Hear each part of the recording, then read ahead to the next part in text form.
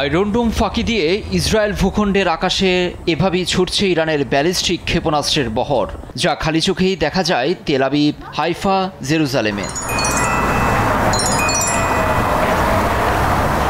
কিছু ক্ষেপণাস্ত্র ইসরায়েলের আকাশ প্রতিরক্ষা ব্যবস্থা ধ্বংস করলেও অধিকাংশই আঘাত হানে ইসরায়েলের গুরুত্বপূর্ণ স্থানে। ইরানের 3টি পারমাণবিক স্থাপনায় যুক্তরাষ্ট্রের বোমা হামলার প্রতিশোধেই খেপিয়ে তুলেছে খামেনি প্রশাসনকে, যার তাৎক্ষণিক জবাব দিচ্ছে দেশটির অভিজাত বাহিনী IRGC। তেল আবিবের প্রাণকেন্দ্রে ধসে পড়েছে বহুতল ভবন, আতঙ্কিত ইসরায়েলিরা। এটা ইসরায়েলের কেন্দ্রস্থল। আমার পেছনের ভবনের কমপ্লেক্সের ঠিক ভেতরে ক্ষেপণাস্ত্র আছড়ে পড়েছে। আহতদের হাসপাতালে পাঠানো হয়েছে। ইরানের ক্ষোভের আগুনে জ্বলছে বন্দরনগরী হাইফাও, যেন এক বিধ্বস্ত শহর। ঘরবাড়ি, যানবাহন সহ সবকিছুই ধ্বংস করে দেয়া হয়েছে। উদ্ধার কাজে হিমশিম জরুরি বিভাগ। ইরানের দাবি, তারা ১৫০০ কেজির ওয়ারহেড বহনে সক্ষম ক্ষেপণাস্ত্র হামলা চালিয়েছে, যার নাম খুররাম শাহ 4। ইরানের ব্যালিস্টিক ক্ষেপণাস্ত্র বহরের মধ্যে সবচেয়ে ভারী ক্ষেপণাস্ত্রের একটি।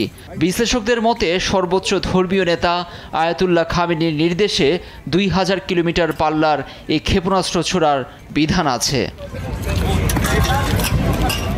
রোববার ইসরায়েলের প্রধান আন্তর্জাতিক বিমানবন্দর বেন গুরিয়ন এবং জৈবিক গবেষণা কেন্দ্র, সামরিক স্থাপনাসহ IDF-এর কমান্ড সেন্টারেও হামলার দাবি করেছে তেহরান।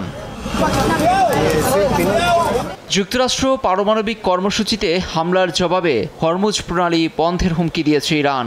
এছাড়াও এই ঘটনার জন্য আজীবন ও চিরস্থায়ী যন্ত্রণা ভোগ করতে হবে ইসরায়েল ও যুক্তরাষ্ট্রকে। তবে পাল্টা পশ্চিম ইরানে বিমান হামলার দাবি করেছে IDF।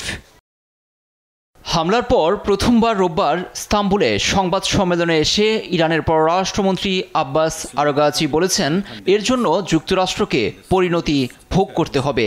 তার দেশে হামলা চালিয়ে রেড লাইন অতিক্রম করেছে যুক্তরাষ্ট্র, এমনকি আন্তর্জাতিক আইনের প্রতি শ্রদ্ধা নেই দেশটির।